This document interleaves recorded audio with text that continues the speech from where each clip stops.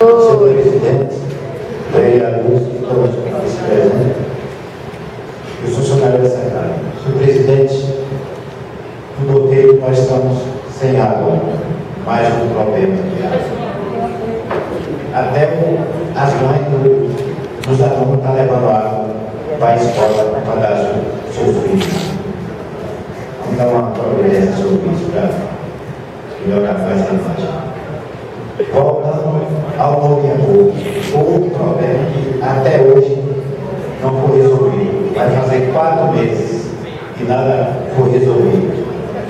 E o povo quer uma solução, quer uma resposta de nós todos, os vereadores.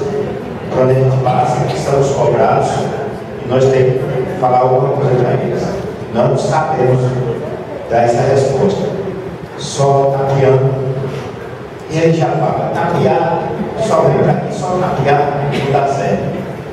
Se não dá mais as providências, a gente tem uma pessoa na rua para dizer para a opção do eu queria dizer só isso.